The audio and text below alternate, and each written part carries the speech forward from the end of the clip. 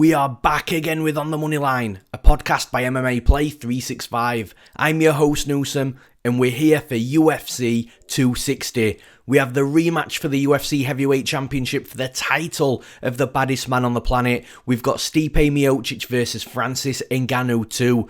Miocic is the greatest UFC heavyweight of all time. That's an undisputed title. And Francis Ngannou is the hardest hitting MMA fighter on planet Earth.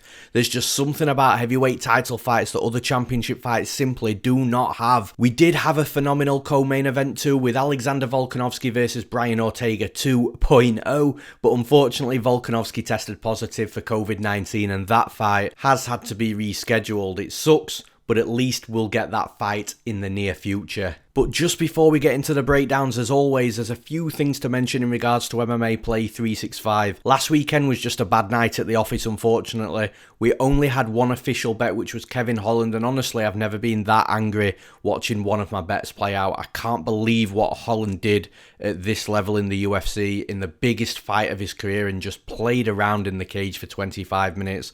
This is the fight game though, it can be crazy at times. The gambling game is a long-term one, so we brush it off and we move on to the next. Remember, we have multiple packages on the MMA Play 365 website for all the UFC betting advice you'll ever need. We also have various subscription lengths and options too, so to see our full service list, please go and visit MMAplay365.com for more information or to sign up today. And let's break down some fights in the main event for the UFC Heavyweight Championship. We've got Stipe Miocic versus Francis Ngannou. Ngannou once again is the favourite at -120, with the comeback on Stipe Miocic at +100 as the slight underdog.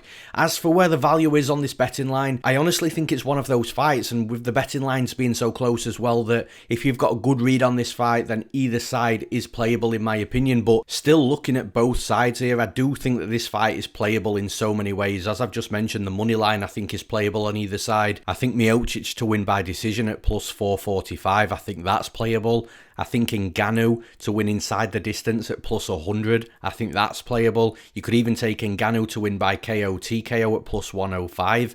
Ngannou to win in round 1 is also +200. So I genuinely think that we've got a rare fight here which could be played in so many different ways. But as for where the money line moves throughout fight week, I do think that the line is going to tighten up the closer we get to fight week. I don't think we see a huge ton of Ngannou money coming in, pushing him back to -150, -160, where he first started when the odds were released for this fight, for this event. I do think we'll see Miocic money coming in. I do think that we'll see a pick'em come Saturday night. Potentially even Miocic swinging into a very slight favourite as they step into the cage. But I do genuinely think that the betting lines will stay quite close. I don't think one of them will run away with it. And I agree with the lines being close as well. So as for how this fight plays out, I honestly think there's more to this fight than what we saw in their last fight. I think there's more to this fight than just, oh, Miocic will close the distance, stay safe, stay out the way of punches, drag Ngannou into deep water, take him down and win a decision.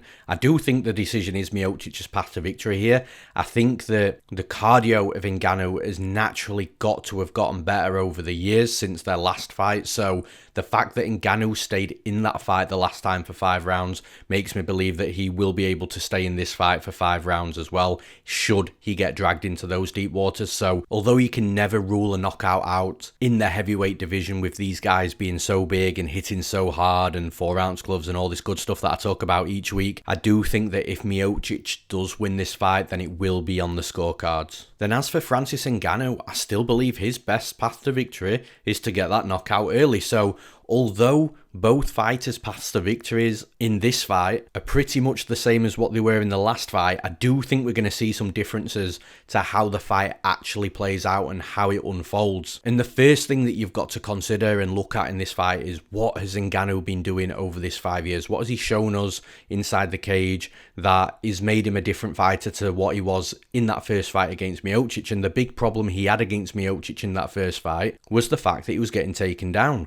But let's let's not forget that Miocic did fail on 8 takedown attempts in that fight. So Ngannou was still defending takedowns there. It's just that Miocic was chain wrestling, re-wrestling, and was able to get him down through persistence. And the more he did that, the more the cardio failed Ngannou, and the longer the fight went, the more difficult that it became. And you look at the two wrestlers that Ngannou has fought since Stipe Miocic. Curtis Blades, who he knocked out. He defended 2 takedowns against Curtis Blades. Cain Velasquez, albeit not a prime Cain Velasquez, but he defended a takedown and he knocked him out. So the fact that Ngannou was defending takedowns against Miocic, the fact that he defended takedowns against Curtis Blades, he defended a takedown against Cain Velasquez, to me it does show that he has some element of takedown defense. It's not the takedown defense that I think is concerning for Ngannou here, it's the cardio. And actually I was listening to the show with John Gooden and Walt Harris yesterday, and Walt Harris was talking about when he went to train with Extreme Couture, with Eric Nixick, who is the head coach at Extreme Couture, and Walt Harris was saying that he got to put in quite a bit of work with Francis Ngannou. He said actually when he went to work with Eric Nixick, on his very first day there, he was just overwhelmed by the amount of wrestling that Eric Nixick was putting these fighters through. He said there were heavyweights and they were wrestling like 155 pounders, which is really interesting. And then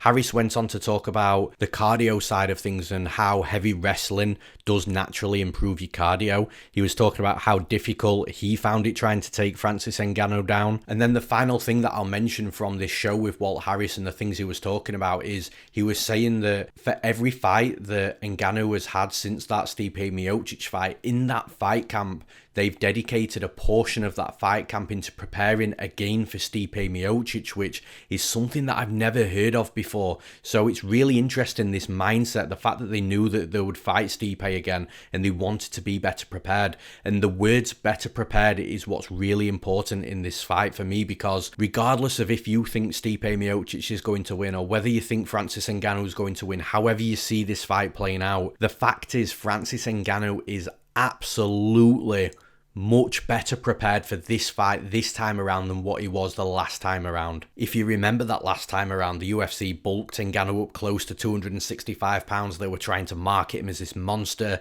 this guy that has more impact on his punches than a Ford Escort hitting at 60 miles an hour, all that crazy stuff.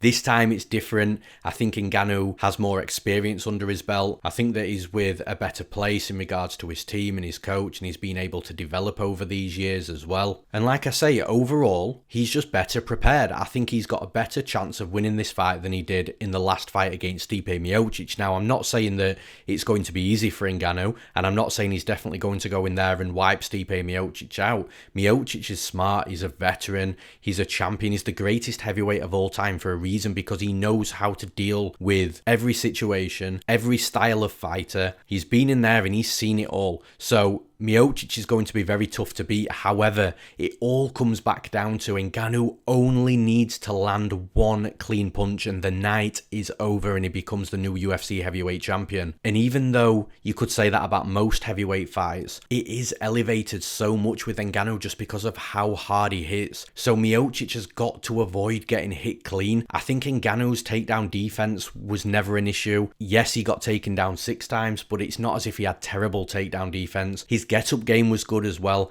I think it all falls down to the cardio of Ngannou. And although I don't think Ngannou will win a decision if it goes to the scorecards, I do think that if Ngannou has 2.5 or 3 rounds of cardio where he can carry that power in his hands through, he's going to be able to hit Miocic hard at some point. The problem last time out is Ngannou tired that much after round 1 that he just didn't have anything left in his power, or not a lot left in his power, to be able to catch Stipe Miocic and put him out after round 1. I think in this fight, if his cardio's improved and he's got a couple of rounds in him, then that window of opportunity will be greater and he is more likely to find that finish. And just really quickly, the reason why I've spent so long talking about Francis Ngannou in this breakdown is purely because it matters how Ngannou has changed from that last fight. Miocic hasn't changed. He's still the same guy. He's still the same well-rounded fighter. He's still the same champion. He's still the same greatest heavyweight of all time.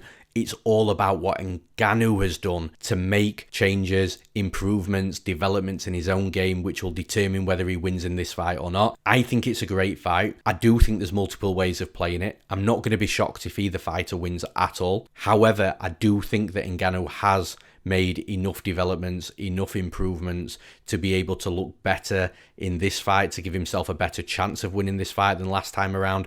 For the third time, I think that Ngannou is better prepared this time around than last time. I think Ngannou finds that punch that knocks Miocic out, so I'm picking Francis Ngannou to become the new UFC heavyweight champion. And in the next fight, the new co-main event, we've got a really fun fight. We've got Tyron Woodley versus Vicente Luque. Luque is currently the minus 255 favourite. The comeback on Woodley at plus 215 as the underdog. As for where the value is on the betting line, even though the line is quite wide, I still think that Luque is the value side here. It's really hard to trust Tyron Woodley. Woodley's not looked great for a while. He's on an obvious decline, so although there is chalk on that Luque line, I do understand it, and I do think that Luque is a better bet at that line than what Woodley is at plus 215, if that makes sense. As for where this betting line moves throughout fight week, I actually think that the closer we get to fight week, I do see some money coming in on Woodley. I think that people will recognise the name of Tyron Woodley. I think they'll think that he's now fighting somebody outside of that top three for the first time, and that'll give him a better chance of winning this fight because of the level of competition. So yeah, I do see some Woodley money coming in. How much comes in, I'm not too sure. I think Vicente Luque might close around the minus 225, minus 230 line come fight night on Saturday night. Now, as for how this fight plays out, it's so intriguing when you really break this fight down and analyse it, because I do think that stylistically Luque is a much harder fight for Woodley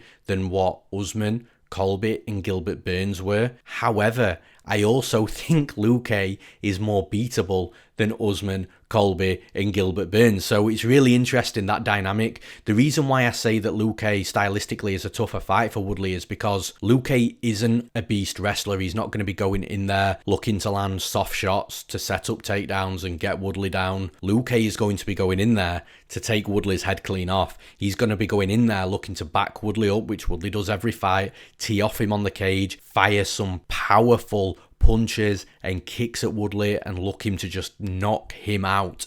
Colby, that wasn't his game plan. Usman, that wasn't his game plan. Burns, that wasn't his game plan. So this is going to be much different for Woodley than his last 3 losses in a row as well, just to mention that quickly. I think Luque, the fact that he's an aggressor, the fact that he comes forward, and the fact that he likes to get in the face of his opponents and really intimidate them and fire that firepower at them, I think that's what makes him really dangerous in this fight. However, like I said, on the flip side, I actually think that Luque is easier to beat than those wrestlers, because although Luque is more dangerous for Woodley, Luque is going to be more available to be hit than what Colby, Usman and Burns were. So all it'll take is Luque to start teeing off, get overconfident, drop his hands whilst Woodley's back against the cage. If Woodley fires one big counter at Luque's chin, that could be all she wrote. However, to counter these points, and this is the reason why I think that Luque is the rightful favourite in this fight, is to really catch Luque. Luque is hittable, but to really catch him, you've got to be aggressive and you've got to fire in high numbers of volume, or at least decent numbers of volume.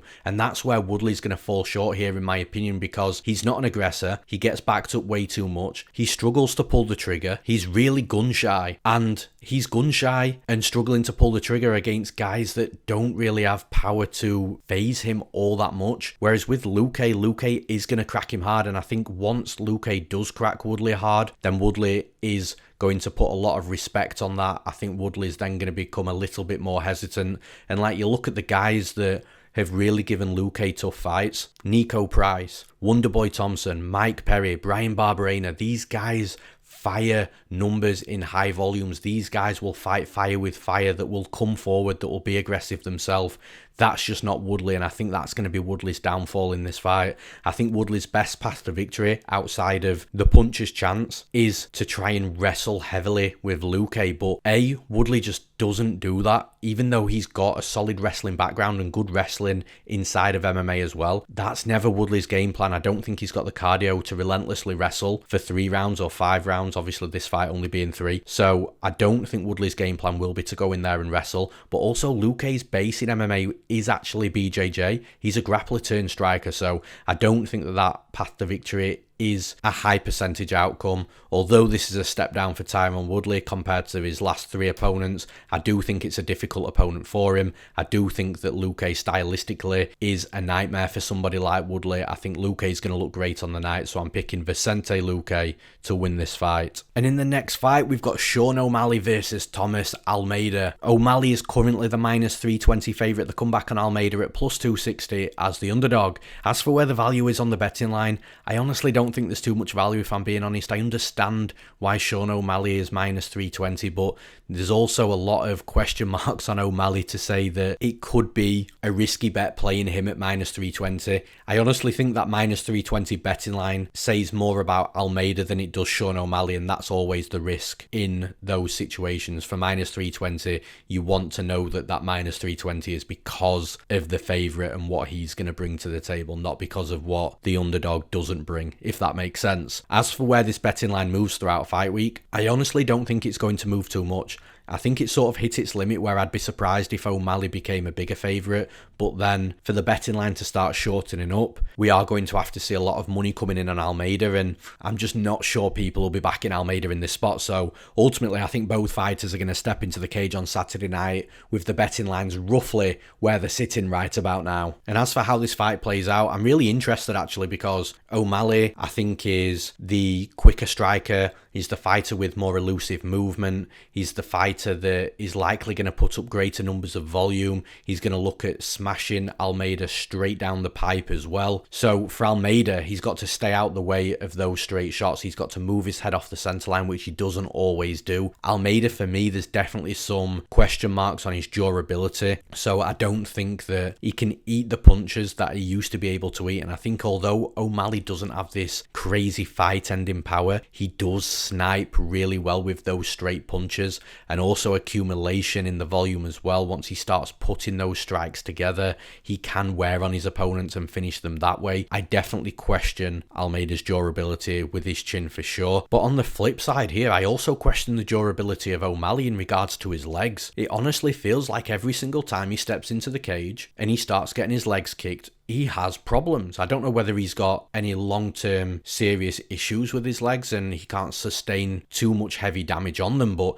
every single fight, he's getting hurt to the legs really badly. So Almeida has to notice that when he looks at O'Malley, or even if he doesn't study his opponents and his coaches do that work for him, they've got to notice that O'Malley has a weakness with his legs. So if Almeida comes out here and within the first 30 to 60 seconds just starts smashing O'Malley with leg kicks, then Almeida has got a serious chance of winning this fight, and this would be a really big win for him to get back in the win column and cement his name moving forward. So O'Malley's got to do something about these low kicks. It's obviously difficult to check calf kicks. We know that calf kicks are a problem right now in MMA in regards to being a good problem because they're a solid weapon to use. But O'Malley's got to do something, even if it's moving his leg out the way or firing back with a hard counter straight down the pipe as Almeida's throwing the kicks, or just trying to check with his shin, just doing something to throw Almeida off of landing those low kicks. But like I say, I think the low kicks are an available weapon for Almeida. I think that he should use them, and if he does use them, then the minus 320 plus 260 should be much closer to a pick'em. I do think though that Almeida is going to come out throwing low kicks. I think O'Malley's going to come out here with good movement, good speed, good straight shots down the middle, and it's almost a question of who drops first in this fight. I think it's Almeida that drops first. I think that even if Almeida does start hurting O'Malley's leg, I think O'Malley would be able to find the knockout quicker than what it would be for Almeida to completely shut those legs down, or that leg of O'Malley. So for that reason, I am picking Sean O'Malley to win this fight. And in the next fight, we've got a fight that should have happened a few months ago. It's been rebooked. We've got Gillian Robertson versus Miranda Maverick. Miranda Maverick is currently the minus 160 favourite. The comeback on Robertson at plus 140 as the underdog. As for where the value is on this betting line, I said it before, I'll say it again, I do think the value sits with the underdog in Gillian Robertson here at plus 140. I think the line should be much closer. I'm not going to argue Maverick as the favourite here because I do think that she is the rightful favourite. I just think the line's too wide.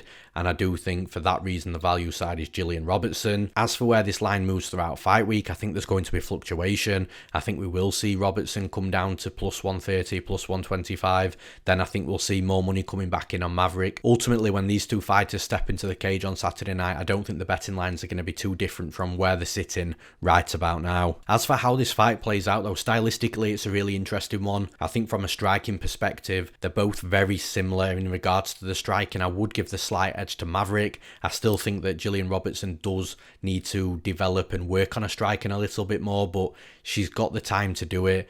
She's a grappler first, so naturally the striking will come afterwards anyway. I do think that Miranda Maverick on the feet will have the slight edge. In the wrestling, again, I think they're both similar, but they're both different type of wrestlers. So Maverick will like to shoot in for traditional wrestling takedowns, like a double leg takedown to get her fights to the mat, whereas Robertson is more of a tie up with her opponent, push them back to the cage, look for a trip, or look to hip toss them onto the mat, look to sneak around the back and try and take the back and get the fight down to the mat that way. So in regards to the takedown abilities is probably the better way of putting it. I think that both her abilities match up really well, and I think it's close, and I think either fighter has a good chance of taking their opponent down in this fight. Now, where I think that Gillian Robertson has got the advantage, and this is the biggest gap in skill stylistically in this fight in my opinion, is with the Brazilian Jiu-Jitsu and the grappling. She's a new black belt, she's earned that black belt, she's good on the mat. And when you go back and watch Maverick versus Pearl Gonzalez was able to get Maverick down in that fight. She was able to establish decent top control.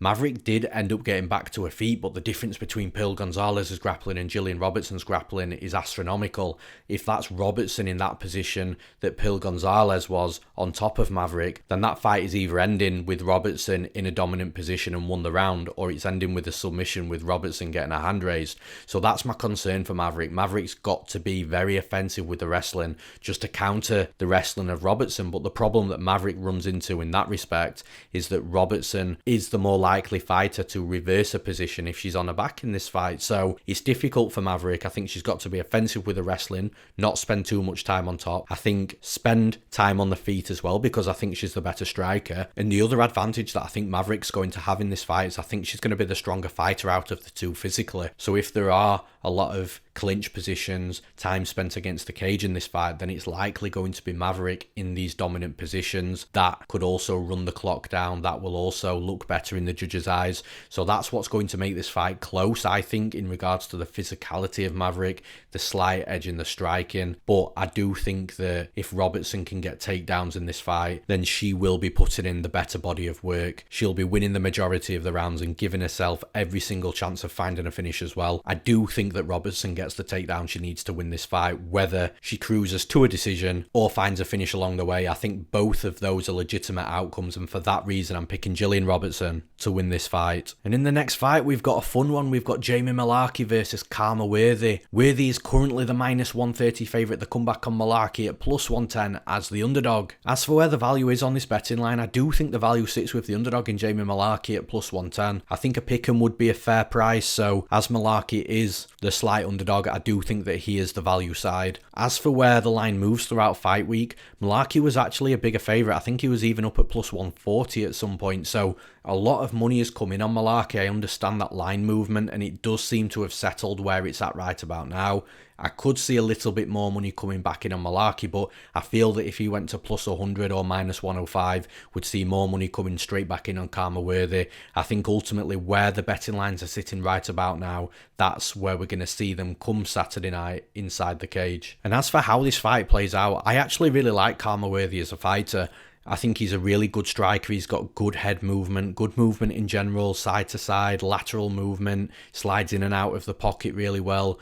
Good, clean, crisp, sharp boxing. He's got power in his hands. He is a really, really good fighter, and you can see that he's rounded out his game as well. That fight against Luis Penne, he was getting taken down, but he wasn't just laying on his back. He was trying to get back up to his feet. He also scored a takedown in that fight himself, which is something we haven't seen too much from Khama Worthy, and he eventually finished Penne with a submission with a guillotine choke. So Worthy's really rounding his game out, and I do like to see that, especially when a fighter has got a solid base decent foundation with Worthy. It's with his striking and his movement and the power. However, with Mullarkey, he's going to pose a different problem for Khama Worthy in this fight, because Mullarkey isn't a typical striker. He's not a typical wrestler or a typical grappler.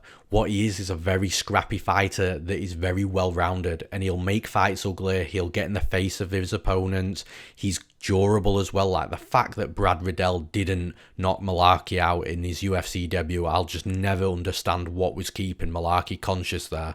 So he's durable, he can take a punch, he can push forwards, he likes to be aggressive and gets in the face of his opponents, and he's got this gritty, dirty, ugly, grinding style of fighting where he'll mix in takedowns with his strikes. He'll throw good hooks with his strikes on the feet, with his punches. He's got good straight punches. He'll mix in low kicks, body kicks, and he just puts everything together really well. And it's enough for me, in my opinion, in this fight to offset the flow state of Khama Worthy. So if Worthy starts getting into his flow state, starts moving really well, sliding in and out of range, gets his timing down, the style of Mullarkey is enough to offset that.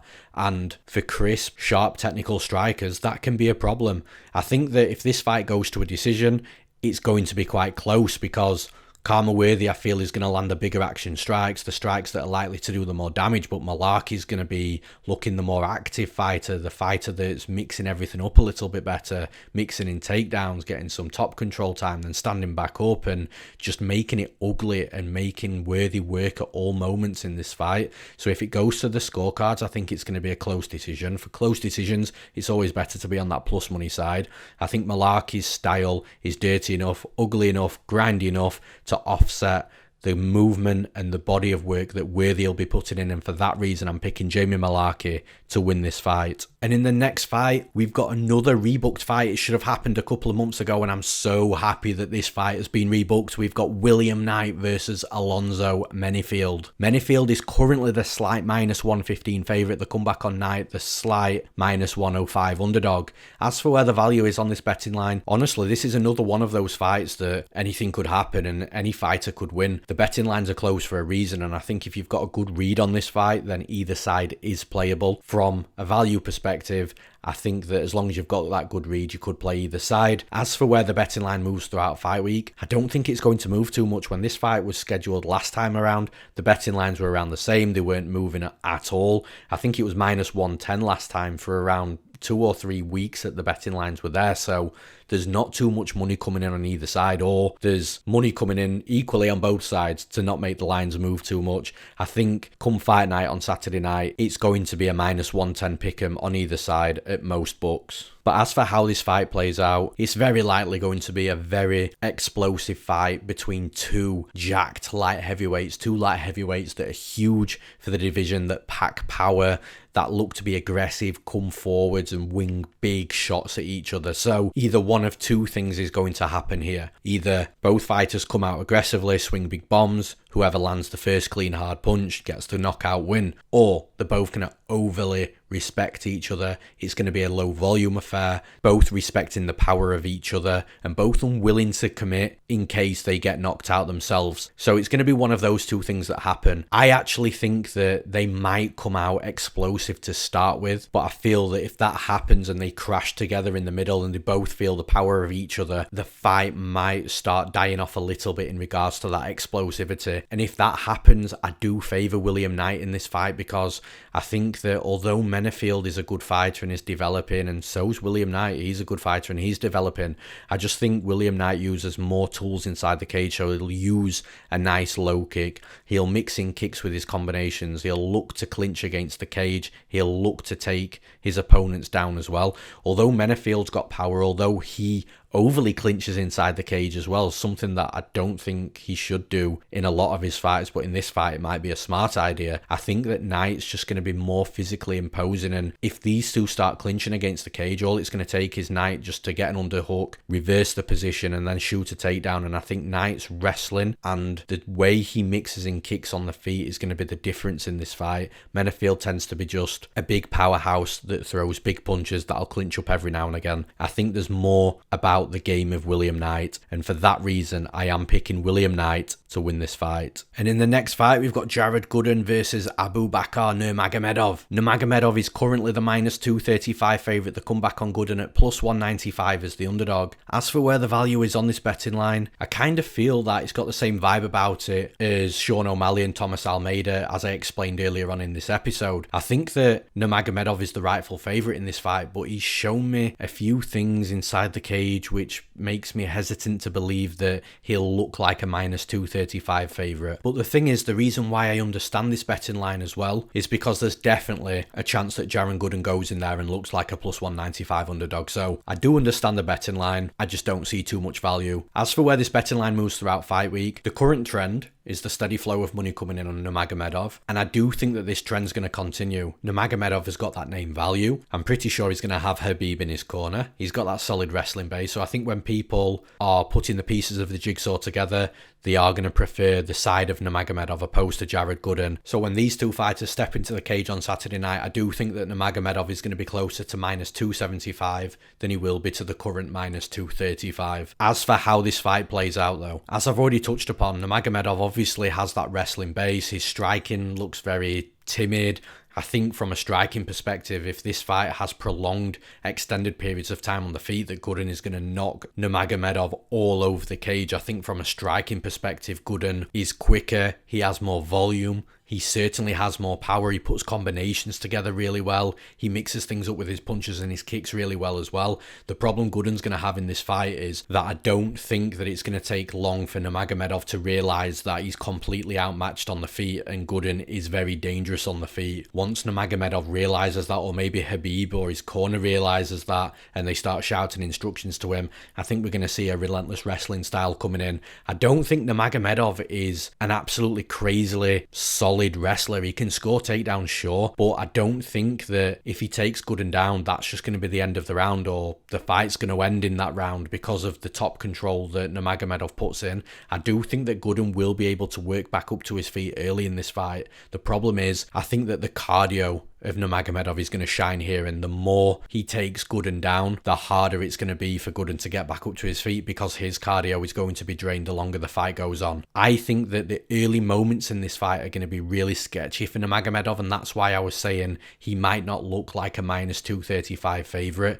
Gooden might be able to get Nurmagomedov out of there if he can catch him early on the feet in this fight, but I do think that that window of opportunity is very small for Gooden. I think the more likely outcome is that Nurmagomedov survives any early scares, gets a takedown, works Gooden on the mat, maybe Gooden gets back up to the feet, but Nurmagomedov just keeps going back to the well with that takedown, keeps taking Gooden down. The longer the fight goes on, the more tired Gooden gets, the more likely it is for Nurmagomedov to either find a finish or take the fight to the scorecards and win a decision. So I'm picking Abubakar Nurmagomedov to win this fight. And in the next fight, we've got the return of Jessica Penne versus Hannah Goldy. Goldy is currently the minus 120 favourite. The comeback on Penne at plus 100 as the underdog.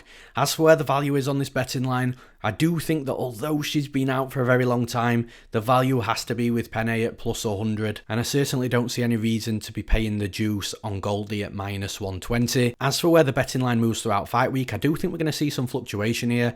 I do imagine that we're going to see some Penne money coming in at plus money. I think once Penne money starts coming in, it might go to a minus 110 pick'em on either side. The line might even flip a little bit. I think for the Goldy money to come in though, she would have to hit plus money. So I do think that we're going to see maybe a minus 110 pick'em on either side, or even have Penne at minus 115 with Goldy at minus 105. I think the lines are going to be close. As for how this fight plays out though, for Goldy, I think it's quite simple. She's got to try and keep the fight on the feet, use her boxing, use her aggression and her strength. She is built really well. She has got a lot of physicality about her, so try and pin Penne up against the cage, try and make Penne work early. Penne hasn't fought for almost 4 years, so there could be an element of ring rust in there. She might need a round just to get a feeling back inside the cage and start getting her reads down, things like that. So that's the biggest concern from Penne's perspective. If she'd only been out for like a year or 18 months,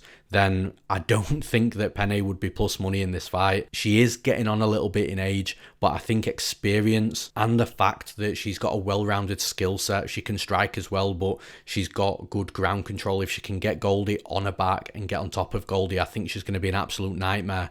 And if she does that early and makes Goldy hesitant to strike, then Penne is just going to look really impressive, I think, moving forward in this fight. There is a chance that we do see a completely different Penne, though. Obviously, 4 years out the cage, she's had injury issues, then I think she got a USADA suspension as well. So there's been a lot of things going on. There is that chance that Penne just doesn't look anything like what she used to look. She was always a top fighter in the division. She is on a 3-fight losing streak as well. 2 of those fights have come to Joanna Jędrzejczyk and Jessica Andrade, though, so you can't really knock her for that, but the loss to Danielle Taylor was a little bit eye-opening. However, regardless of that, I think that stylistically, Penne does have a favourable fight here. Goldy's path to victory here is via striking. I don't think Penne's completely outmatched on the feet, but I do think that Penne could mix things up with the wrestling, get takedowns and get on top of Goldy. I think Penne's more well-rounded. I think she's got the slightly stronger path to victory here, so I'm going to be picking Jessica Penne to win this fight. And in the next fight, we've got Modestas Bukauskas versus Michal Oleksiejczuk. Oleksiejczuk is currently the -155 favourite to come back on Bukauskas at +135 as the underdog. As for where the value is on this betting line, I don't think there's too much value, but if you do push me for a value side right now, I would say it still sits with the favourite in Oleksiejczuk at -155. As for where this betting line moves throughout fight week, I do think we are going to see some fluctuation because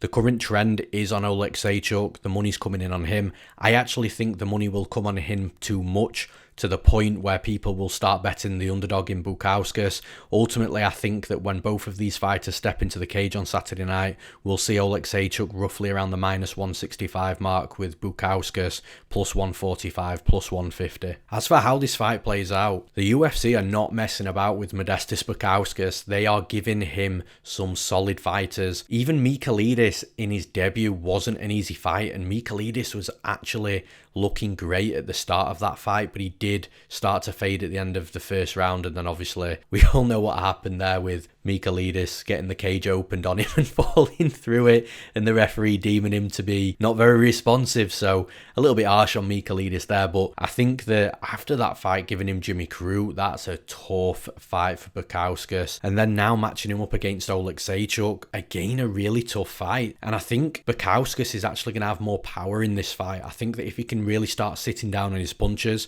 he could potentially start hurting Oleksiejczuk, but Oleksiejczuk's durable, and he's one of those guys that I feel that even if you're just winging absolute hammers at him, he's going to be a very difficult fighter to A, make him back off, and to B, knock him out. So I think Bukauskas has definitely got to sit down on punches. That's his best chance to win this fight, because that's going to give him a chance to knock Oleksiejczuk out. And then I think when you move over to talk about volume, to talk about speed and movement, I think that Oleksiejczuk ticks all of those boxes there, and that's going to be the game changer in this fight. Oleksiejczuk is a very small light heavyweight, but what he gains from being a small light heavyweight, for being slightly undersized, is the fact that he is faster than most of the fighters in the division. He moves a little bit better, and when he starts firing combinations, he rips to the body, he rips to the head, and the body shots are really easy for him to hit because he's a little bit smaller. Now in return, you'd assume that the head is harder to hit because he's a bit smaller, but what happens is when you start ripping the body shots, the guard of your opponents comes down to block the body to make sure no more body shots come in.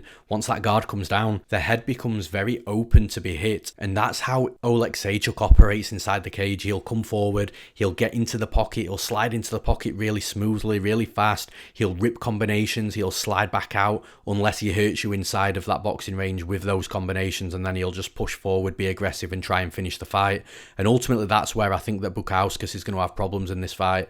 I think that if Bukauskas doesn't knock Oleksiejczuk out, I think Oleksiejczuk will land more volume. I think he'll do the better body of work. I think his movement will be better, and I think he'll look better in the judges' eyes. So if he doesn't finish Bukauskas himself and it goes to the scorecards, then he is going to be the more likely fighter to win that decision. And although it's not a completely improbable outcome, I actually don't think Bukauskas knocks out Oleksiejczuk. I do trust the durability of Oleksiejczuk, and for that reason, I'm picking Michal Oleksiejczuk to win this fight. And in the next fight, this is a fight that's been causing all kinds of problems during fight week so far. The fight's on, the fight's off. Now it appears that it is back on as long as Shane Young and his team follow the COVID-19 protocols and they don't test positive.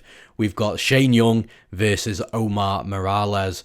Morales is currently the -180 favourite. The comeback on Young at +155 as the underdog. As for where the value is on this betting line, I do think the value still sits with Omar Morales, even though he is close to a 2-1 favourite. I do think that Morales is the better fighter, more upside, and I think if you are looking at a value side, then that is Morales. As for where the betting line moves throughout fight week, I do think there's going to be some fluctuation, but not before we see Morales money coming in. I do think we'll see Morales up at -220, -225. I think if it starts hitting -230, -240 though, we'll see money naturally come back in on Shane Young because the line would be too wide at that point. So I do think we're going to see some fluctuation.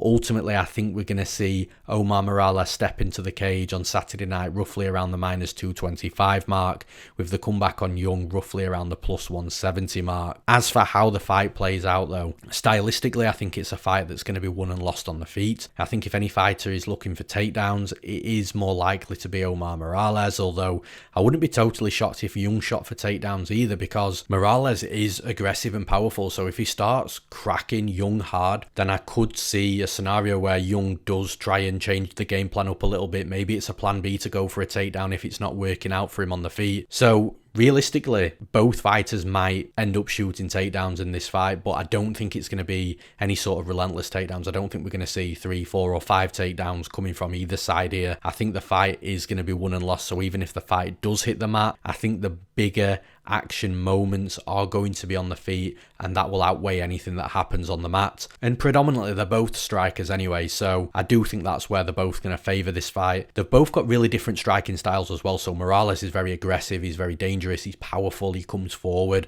The one thing that I love about Morales, and you can't say this about too many fighters in mixed martial arts, but he's a great hammer and he's also a great nail. So what I mean by that is he can dish out the punishment on his opponents and really put a powerful performance and really crack them and cause damage to the face, but he's also durable. He can also accept that damage back on him without him going out. Giga Chikadze did drop him, but the fact that Morales got back up after he was dropped and still hurt and still carried on pushing forwards and being aggressive, then that tells you everything you need to know about Omar Morales. Now Shane Young, striker himself, he doesn't look to sit down on his punches too often. He's more happy to get his volume up, string longer combinations together. He does string longer combinations together than what Morales does, but his punches don't hit with anywhere close to the force that Morales hits with. Shane Young, it is a more of a point scoring volume style accumulation of strikes to try and add up those numbers throughout the rounds and win a decision should it go there. However, with that being said, if he does hurt his opponents with that accumulation of strikes, which we do see quite a lot, you know, the strikes add up and they wear on their opponent and then they start to become hurt. If he does hurt his opponents, then he will start sitting down on some big punches to try and get his opponents out of there. But prior to hurting his opponents, the punches aren't really packed with too much power. And it's actually the lack of power in the strikes of Shane Young which I have real concerns for him here, because that's going to open a lot of doors for Morales. Now, even when you pack power in your punches and you fight fire with fire and you start hitting Morales hard, the dude will just take the punches, crack back and then keep moving back forwards. If you're not even putting power into anything, then Omar Morales is not going to really be worried about too much, and he's just going to come forwards even more, even harder, and start sitting down more on his own punches because he's not worried about a knockout blow coming back from the other side. And the thing is with Shane Young, once that happens, Young's going to be fighting on the back foot, and I think Young is a significantly better striker moving forwards than he is moving backwards. I'm not saying that he can't cope or he can't handle himself moving backwards, but he definitely does his better work moving forwards. And honestly, I struggle to see a scenario where Young is actually biting down on the mouthpiece, sitting down on punches and pushing Morales back. I'd be really surprised to see that type of fight play out. Because of that, I think it's going to be Morales that's the aggressor. It's going to be Morales moving forwards. It's going to be Morales landing the bigger, powerful strikes, which will make him the more likely fighter to find a finish. And if he doesn't find a finish against Shane Young and the fight goes to a decision, I think the judges are going to be favouring the guy that's trying to finish the fight and landing these huge punches. for those reasons, I'm picking Omar Morales to win this fight. And in the final breakdown of this episode, we've got a fight that I've actually got really high hopes for. I think it's got all the makings to be nuts. We've got Marc-Andre Barriault versus Azaitar. Barriault is currently the -130 favourite. The comeback on Azaitar at +110 as the underdog. As for where the value is on the betting line, I do think the value side sits with the underdog in Azaitar. I think this fight is going to be quite explosive anyway, so you always kind of have to favour the plus money fighter in those types of crazy explosive fights. And then the other side to this is I'm just not that high on Barriault. Sure, he got a win last time out, but he got suspended via USADA after that win. So yeah, I'm not completely sold on Barriault. I do think that Azaitar is the value side in this fight. And as for where the betting lines move throughout fight week, I do think we're going to see some fluctuation here. We have already. Barriault did open the favourite roughly around where he is now, but a lot of money came in on Azaitar, pushed that into a pick'em.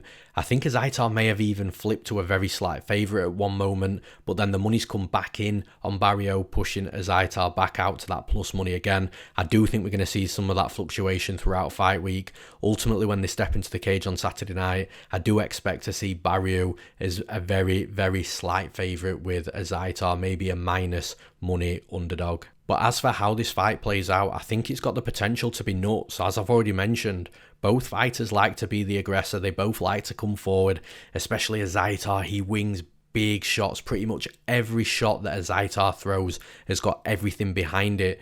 And he does tire in fights, late in fights. We saw that on his UFC debut against Vitor Miranda. He was throwing everything hard at Vitor Miranda, even missing hard as well, which is something else that can tire a fighter out. So although Azaitar does naturally slow down because of his style, the one thing that impresses me is the fact that he doesn't slow down more than he does. Like, normally you'd see somebody with that type of style and that type of build and the punches that they throw come round three, their hands are on the knees, they can barely breathe, they can barely move. Azaitar can still push through that. It's almost like he hits a certain barrier of his cardio and he just doesn't go below that, but he does tire because of his style. I definitely think that if he switched his style up and started throwing more technical strikes and putting things together more methodically, I think that that would improve his game because it would improve his cardio and he'd be able to put in an absolutely solid 3 rounds with no gas tank issues at all. The thing is with Barriault, I don't think Barriault's got the best gas tank either, and Barriault also likes to wing big shots himself. Now, the one area where I think Barriault is going to try and get into in this fight, and Azaitar's got to be really careful because I have seen Azaitar allow this to happen, and that's the work in the clinch. Once Barriault gets clinched up with these guys, he's got nasty short uppercuts and he can generate a lot of power from these short punches inside the clinch as well. So if Barriault does clinch up with Azaitar has got to make sure that he's not staying in there for prolonged periods of time, otherwise he'll end up like Oscar Pejota and he'll end up knocked out because of them. In regards to the wrestling, I actually think both fighters might try and secure takedowns in this fight, but I don't think that any takedowns will play a huge factor in how this fight ends and who wins, because I just don't think that there's going to be enough moments of it. Like, I don't think that Barriault's takedown offense is good enough to take down Azaitar, but I actually think that Barriault's takedown defense is really good to the point where Azaitar probably won't be able to take Barriault down. And if either fighter scores a takedown, I don't expect the fight to just end the round with that fighter on top. I just don't think it's going to be that type of fight. I think whoever puts in the better work on the feet is more likely to win this fight, either by knockout or, if it goes to the scorecards, being favoured by the judges in those judges' eyes. And I think Azaitar is going to be that fighter because I think Azaitar throws more volume. So Azaitar's got every chance of getting knocked out himself. He is hittable. Barriault hits hard. But the fighter that throws the more volume is the more likely fighter to land that knockout shot, or is the more likely fighter to score more points and win a decision. And I think the fighter throwing more volume is going to be Azaitar in this fight. It could be quite close. Like I said, the fight's got all the makings potentially to be nuts, so a knockout could happen at any moment from either guy. However, I do have to pick a winner, and I am going to be siding with the underdog, so I'm picking Azaitar to win this fight. And that's all for this episode of On the Moneyline. I hope you all enjoyed it, and once again I'd appreciate all likes to the video and subscriptions to our MMA Play 365 YouTube channel too. Remember, you can get all the betting advice you'll ever need over at MMAplay365.com. We cater for long-term gamblers that like to build their own bets and strategies, gamblers that just want to follow exactly what I bet on, and as a long-term winning gambler over the last 4 years, that will come good for you. And we also cater for you fun gamblers that like the long shot fun parlays, or ACCAs, accumulators as we call them in the UK, even if you only want our best value underdog for the event, which is free for every UFC event. We have plenty of different packages and subscription options for you guys to choose from, and they're all at very affordable prices too. Just hop on to MMAplay365.com and see what's best for you. Thank you all for listening. We'll see you after the 1 week break for the next event.